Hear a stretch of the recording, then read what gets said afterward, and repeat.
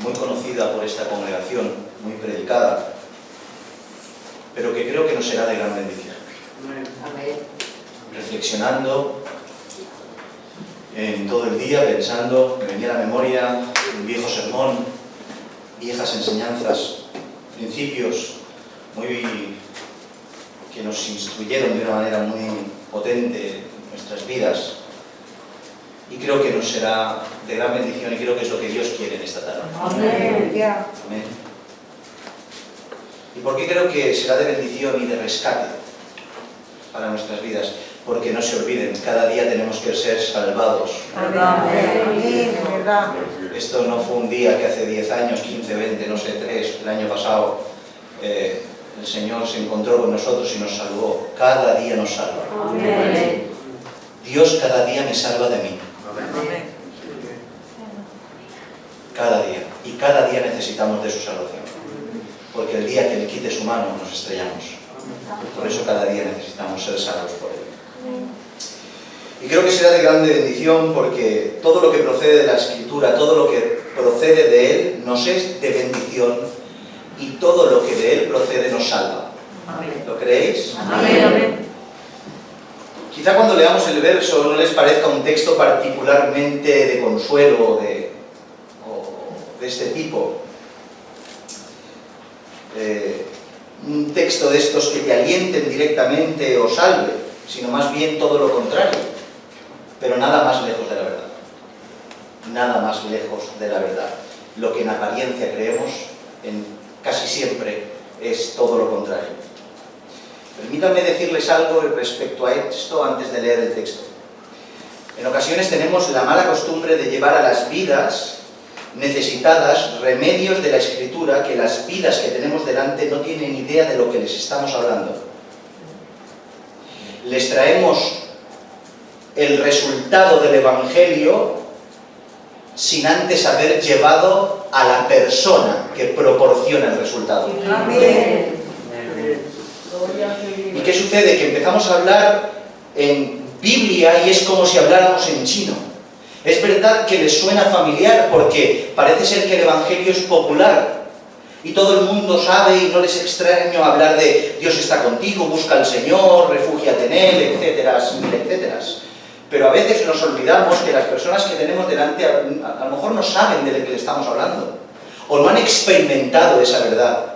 Pero no se nos puede olvidar que al que tenemos que llevar, al que es absolutamente fácil de alguna manera demostrar, es a nuestro Señor Jesucristo. Amén.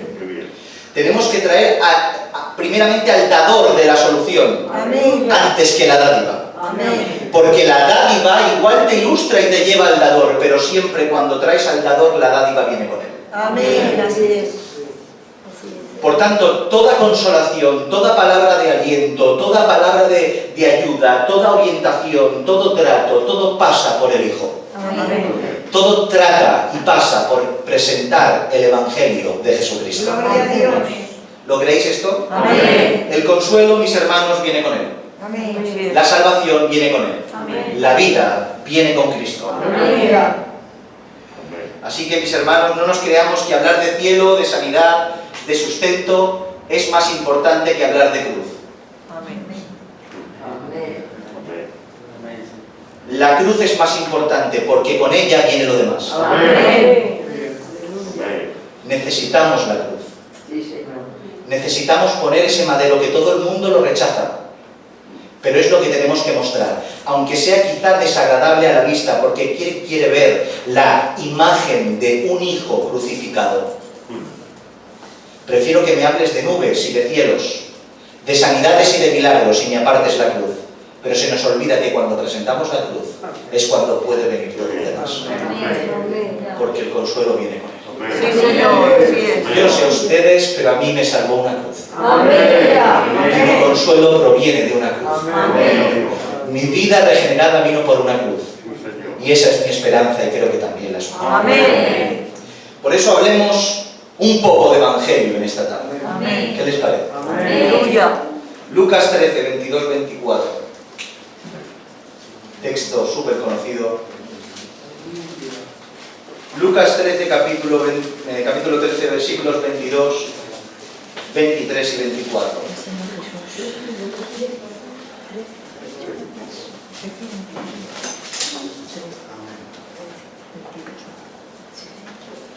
¿Lo tenemos? Amén.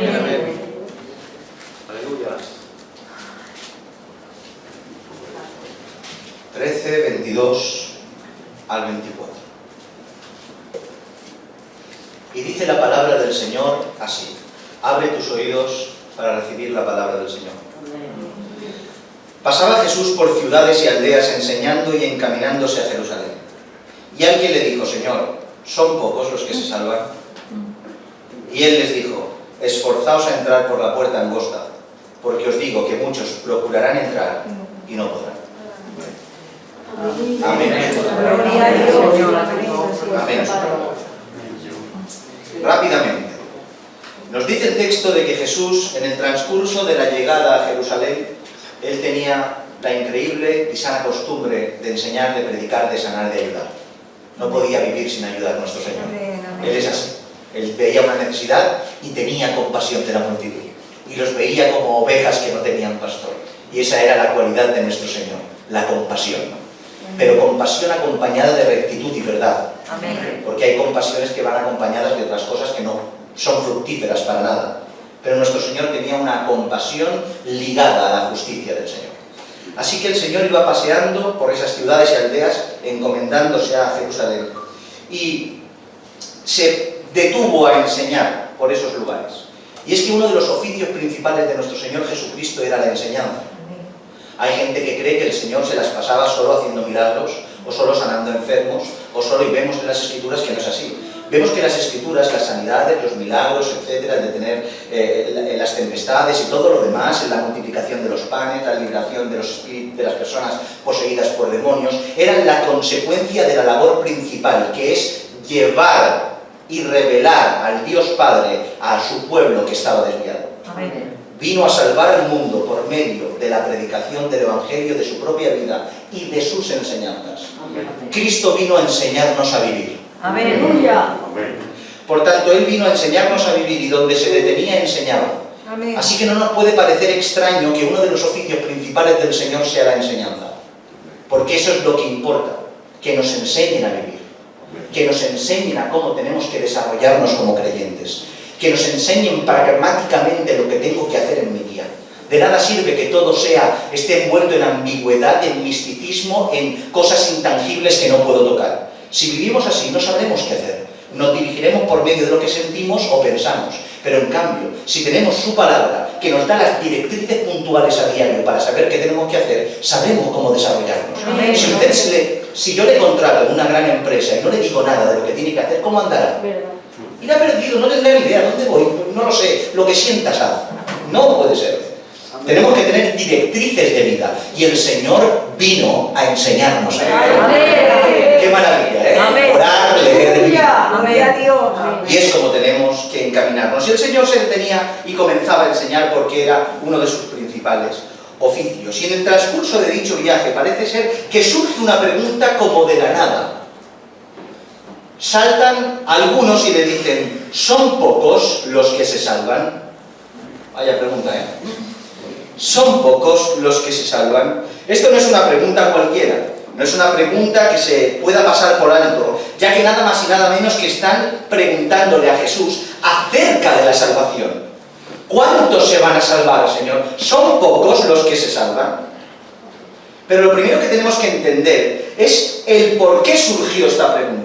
¿Por qué surgió y suscitó esta pregunta en sus discípulos? Ya que en absoluto salió de la nada o de la inventiva de alguno de sus discípulos que se le ocurrió preguntarle eso a Jesús del azar, sino tuvo algo que le impulsó a preguntar. Toda pregunta con contenido es impulsada por una situación diferente. Hay una cuestión que ejerce en mí una incógnita que suscita una pregunta. Por tanto, sin eso no puede suscitar en mí una pregunta. Y suscitó en estos discípulos dicha pregunta. Son pocos los que se salvan, pero ¿qué es lo que suscitó esta pregunta? Y para saber qué es lo que les impulsó a hacer dicha pregunta de si son pocos los que se salvan, solo tenemos que ir al contexto para darnos cuenta de lo que la propició.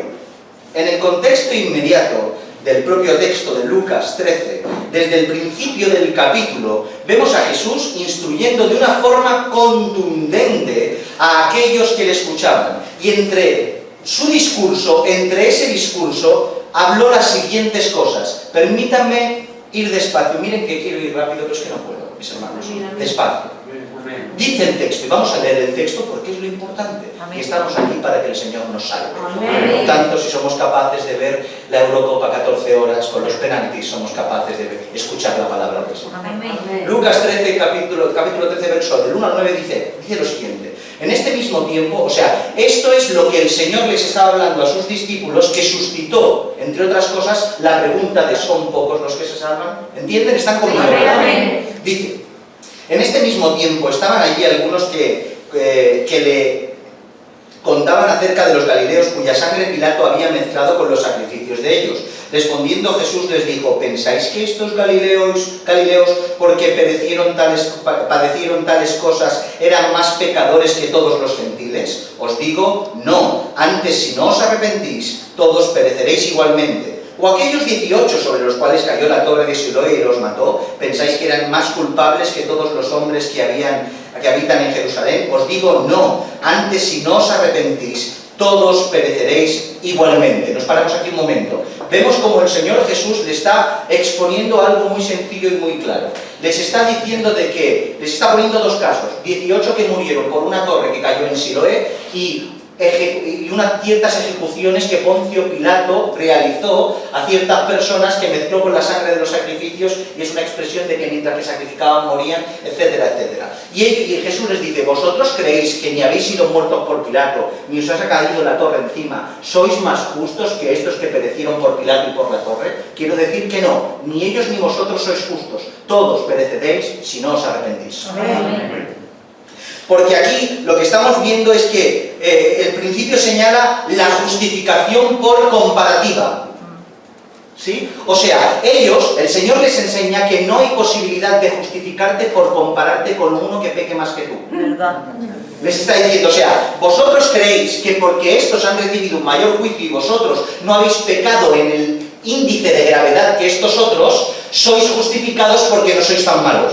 O sea, justificación por comparativa. Y el Señor les desmonta la ecuación. No hay justificación por comparativa, porque con el único que tenéis que compararos es conmigo. Amén. Y yo soy perfecto, por tanto, delante de mí todos sois culpables. Amén. Aleluya.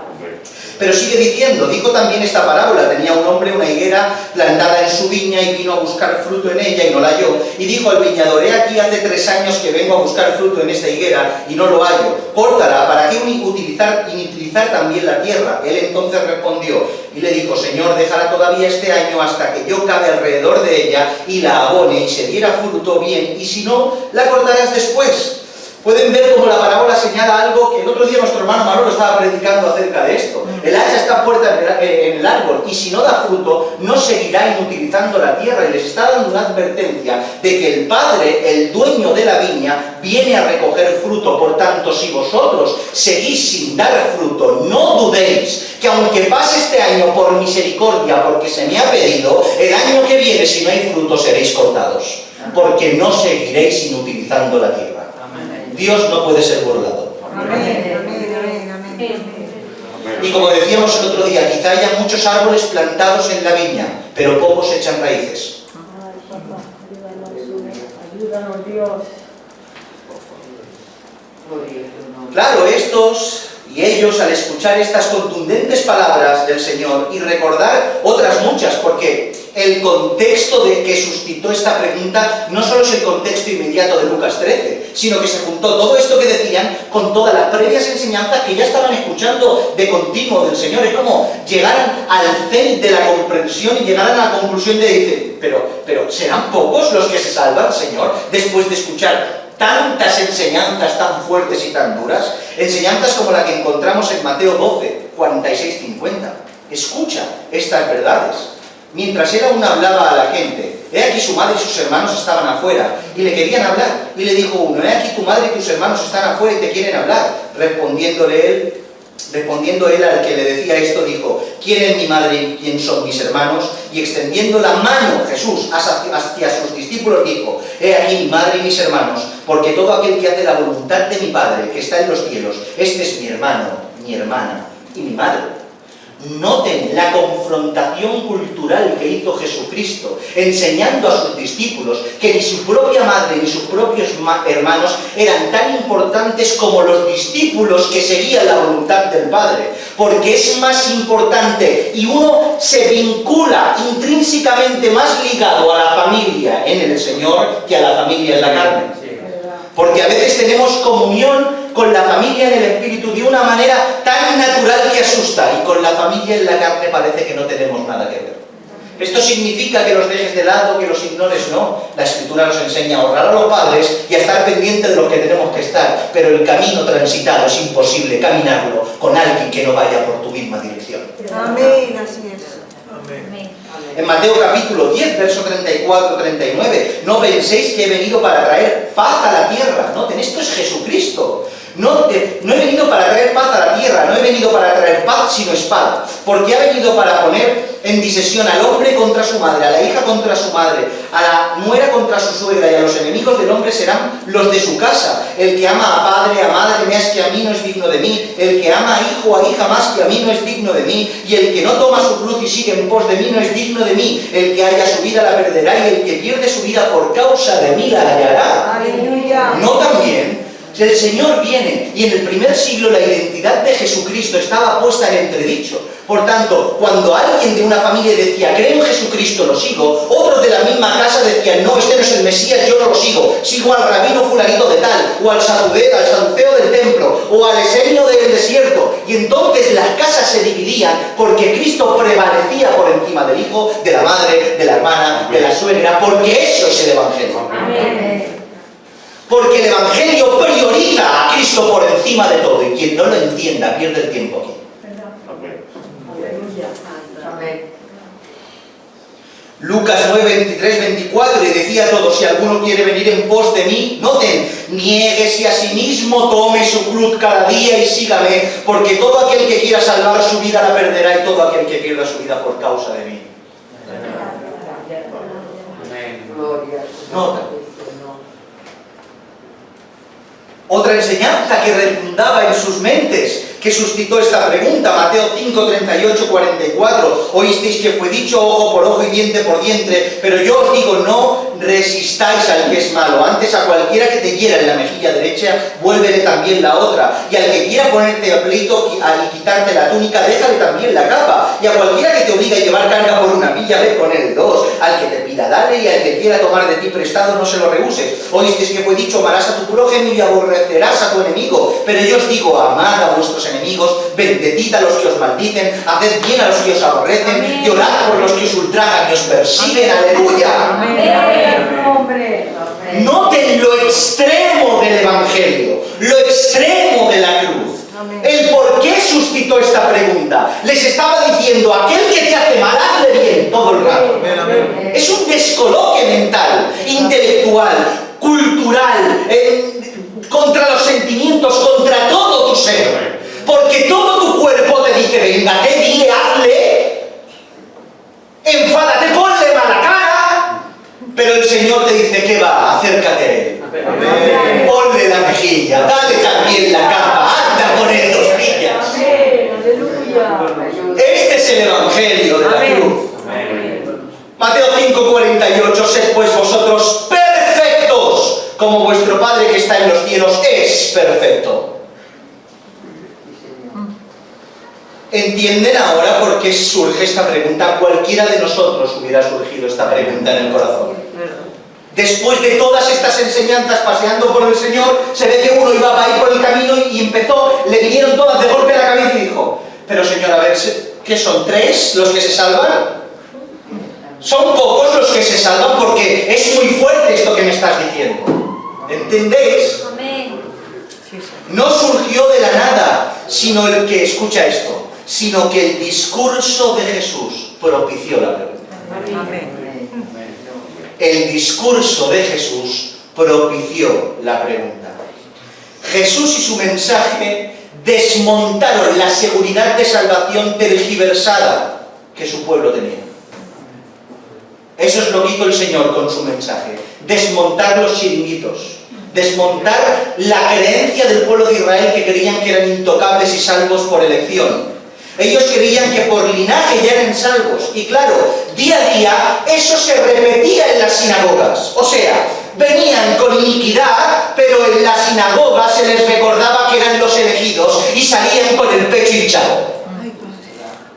Se fomentaban y encendían unos a otros el que somos el pueblo escogido y de aquí nadie nos mueve. Y obviamente, pueblo en contexto general son escogidos, pero no a nivel individual. Porque solo por la fe en Abraham puedes ser salvo. Amén. Y no por la justificación ni por linaje. Porque recuerdo solo algo, que unos se jactaron y el Señor les dijo: vuestro padre es el diablo. Linaje de Abraham sois, vuestro padre es el diablo. Porque esto no se trata de sangre, sino de fe. Amén. ¿Cuántos lo creen? Amén. Jesús vino a desmontarles el alma y el intelecto. Esto no es una cuestión de raza, sino de fe. Esto no es una cuestión de legalismo, sino de gracia y obediencia incondicional.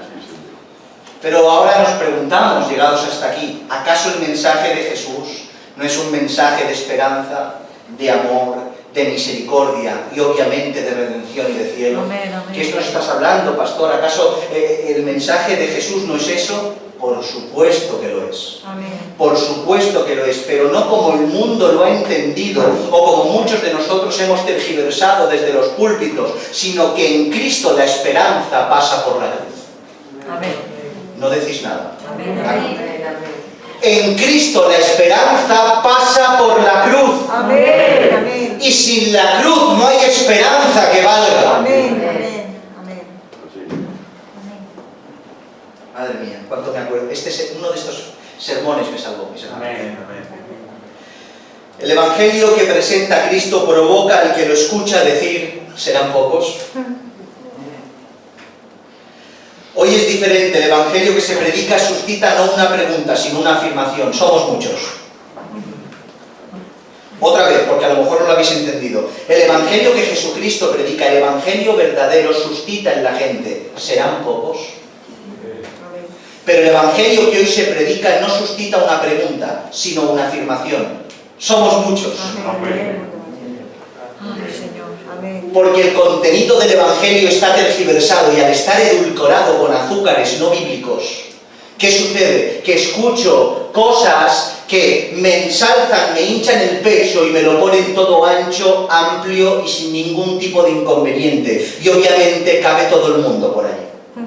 Por tanto, ese evangelio suscita en mí no una pregunta, no una incógnita, no terror, sino un gozo desmedido y no bíblico que me hace creer que voy al cielo a la primera de cambio. ¿Entendéis esta verdad? Amén. ¿Qué evangelio escuchemos nosotros, mis hermanos?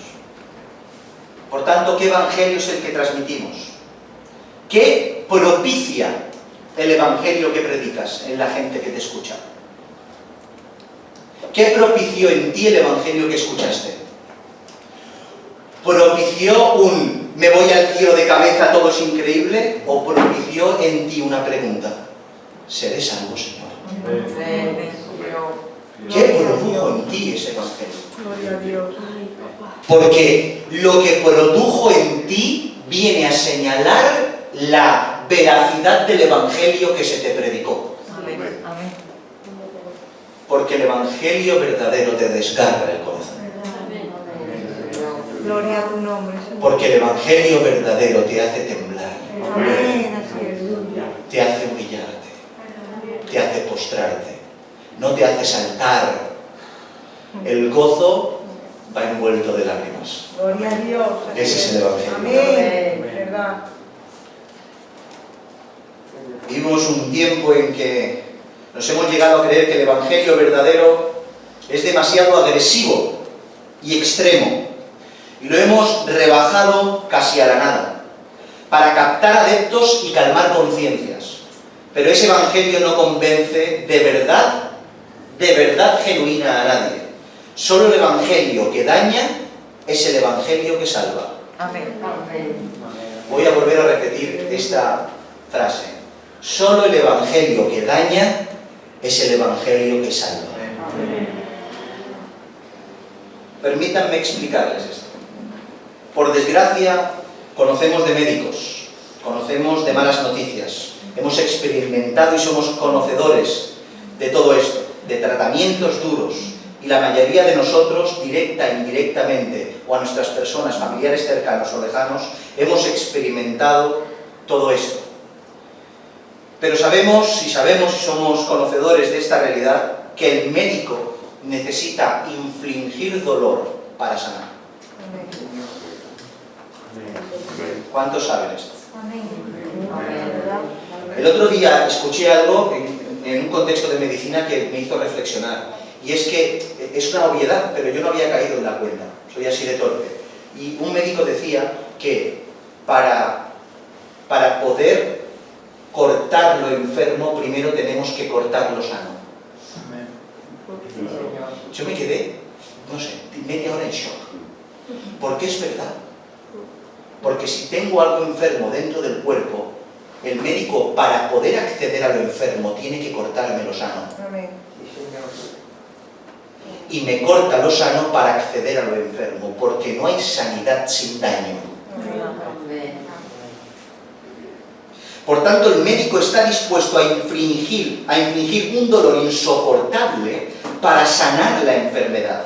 Es por eso que tiene ese oficio, es por eso que hace el juramento hipocrático, es por eso que un médico se compromete a ponerse delante de los familiares y que le agredan, le peguen, le digan, porque no comprenden lo que está haciendo, y se compromete a dañar a su paciente, que está a su responsabilidad, para intentar solventar su enfermedad. ¡Wow! ¡Qué responsabilidad! Por eso yo quiero que todos mis niños y mis niñas sean médicos de aquí, de Casa de David. ¿Se imaginan a un médico, mis hermanos, que no diagnostique como toca, que recete aspirinas para el Alzheimer o un jarabe para la esclerosis? ¿Se imaginan a un médico que por evitarse el chasco, el problema y la dificultad y el compromiso de enunciar una verdad que desgarra el corazón de la persona y un tratamiento que lo deja en una cama, ocultara esa verdad, a esperar, a dejarlo al merced de su cuerpo enfermo? ¿Podría ser eso un buen médico? Díganme la verdad. Porque el médico bueno daña, está dispuesto a hacer daño. Pues si eso es necesario en la medicina y aplicable a un médico humano, ¿qué hay de nuestro Señor y de su Evangelio? Que no trata con cuerpos, sino que trata con almas. Él diseñó el modo de salvarnos y solo por medio del infligir dolor es que nos salva. Por eso leemos cosas como en 2 Corintios 7:10 que dice: porque la tristeza que es según Dios produce arrepentimiento para salvación. La tristeza que es según Dios me lleva al arrepentimiento para poder ser salvo.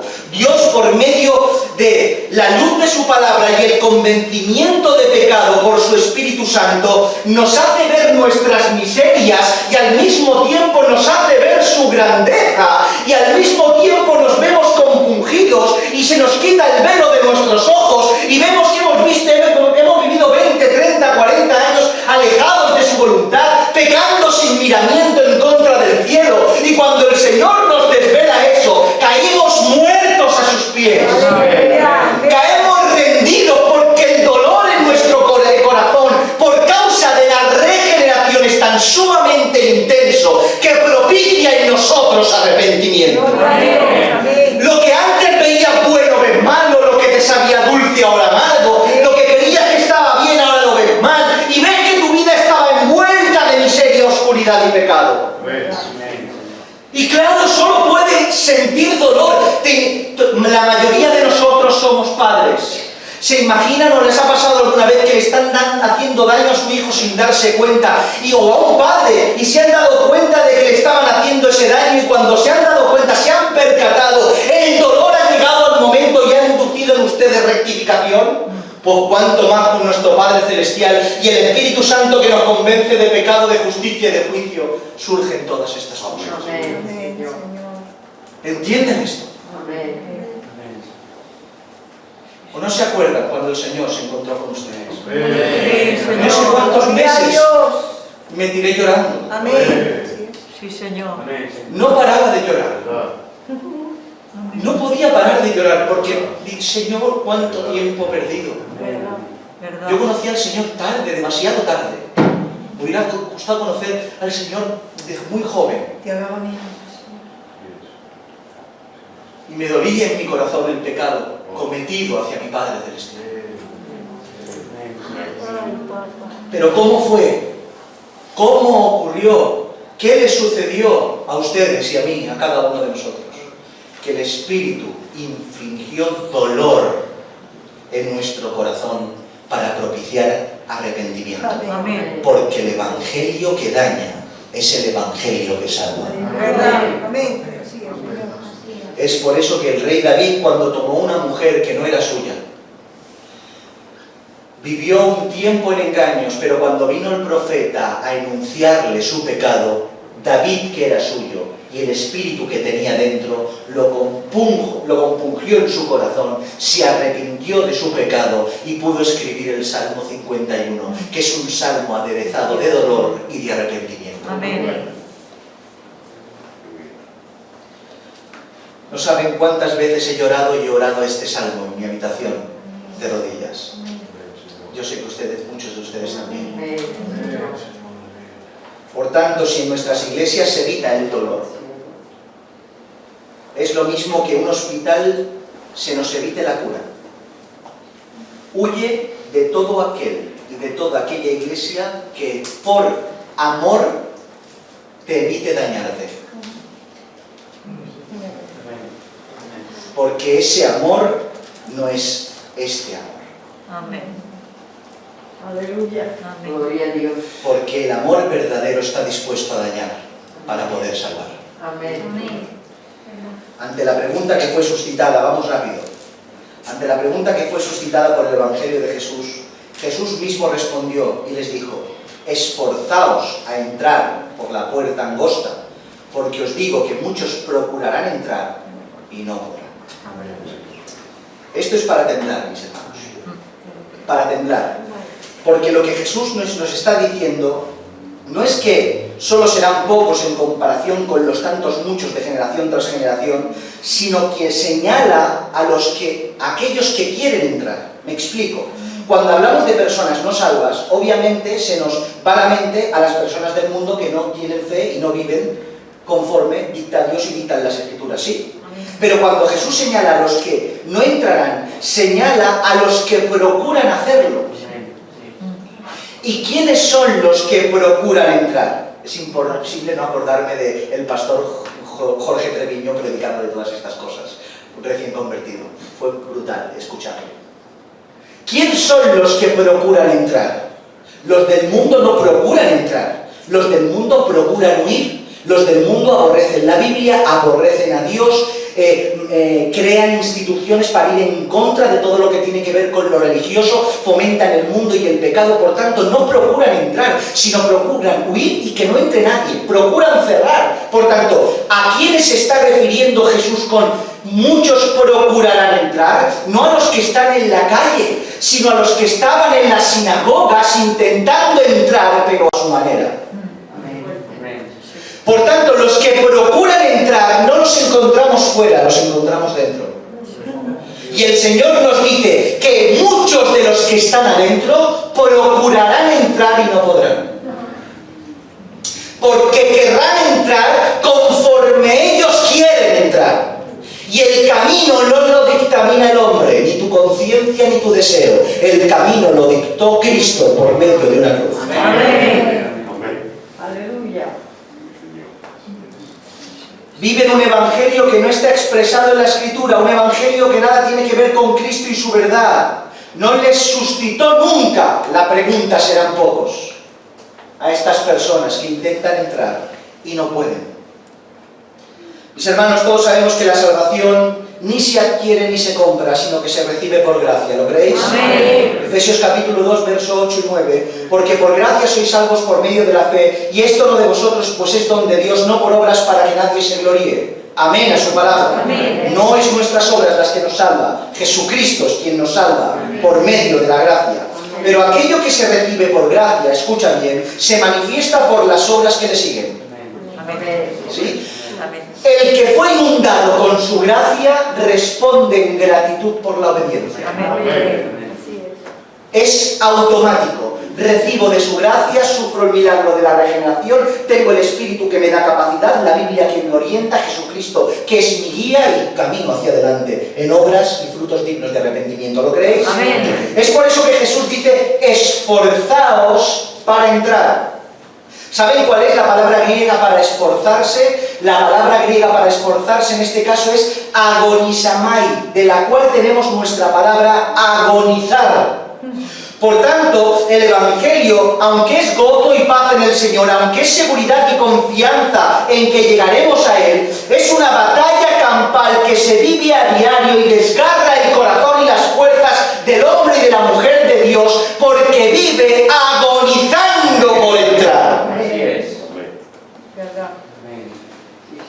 Vive agonizando por entrar. Es una lucha constante, porque como he dicho al principio, no solo somos salvos una vez, sino salvos cada día, porque mi carne está depositada en una caja y la intento dejar ahí para que no salga, y al minuto 1,0 que me descuido, sale la boca del león. Sale mi yo antiguo queriendo hacer cosas y pensando y haciendo. Verdad. Por eso cada día tengo que agonizar y cual Pablo golpear mi pecho y caminar cada día y no descuidarme y ser pobre en el espíritu y guardar los mandamientos y no acercarme al pecado y vivir absolutamente radical y vivir con la escritura y vivir con la... Así es como tiene que vivir el creyente. Amén. Amén. Amén. ¿Entienden esto? Amén. Es por eso que el arrepentimiento popular, el que suscitó una afirmación y no una pregunta, el arrepentimiento popular tiene que ver con sentimientos, pero el verdadero arrepentimiento tiene que ver con cambio. La fe popular tiene que ver con palabras y fuegos artificiales, pero la Biblia con obras Amén. corroborables, llenas de santidad. El que no agoniza es porque no fue sellado para entrar, mis hermanos. Queremos entrar por la puerta, pero saltarnos el camino. Amén. Y la puerta es Cristo, pero también Él es el camino. Amén. Y también es la verdad. Y también es la vida. Amén. Santo. Es por eso que los caminos son tan distintos y opuestos entre sí, que son completamente distinguibles. Ancho y estrecho, espacioso y angosto, muchos, pocos, muerte o vida, ¿entienden?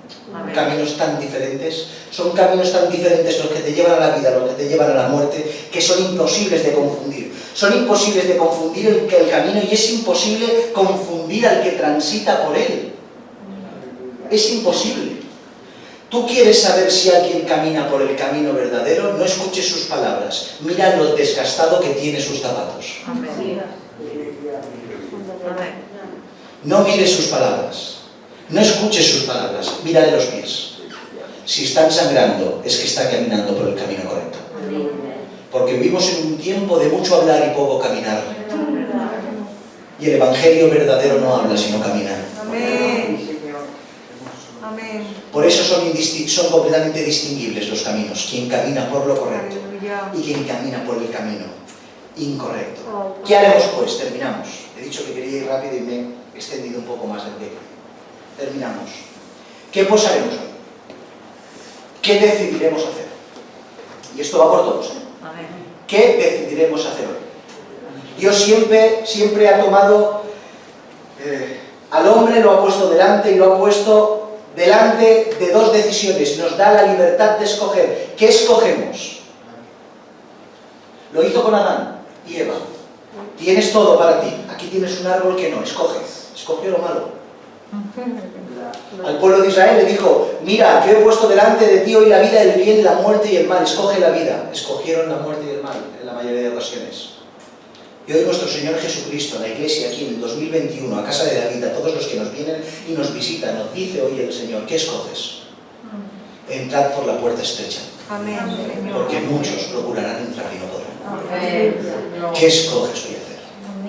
Gloria a tu nombre, Señor. Gracias. ¿Qué decides hacer hoy? ¿Qué es lo que Dios ha hablado a tu corazón hoy? ¿Te lo crees lo que se ha dicho hoy? Amén. ¿Nos creemos lo que Dios nos dice? Amén. ¿O nos iremos por esa puerta y se nos olvidará? Intentaremos buscar sermones más complacientes que se acomoden a mi deseo de mi concupiscencia. ¿O verdaderamente acudiremos a las Escrituras a quedar humillados, postrados ante la verdad del Evangelio que daña, pero que salva? Aleluya. En nosotros está. Inclina tu cabeza, vamos a orar al Señor. Amén. Gracias.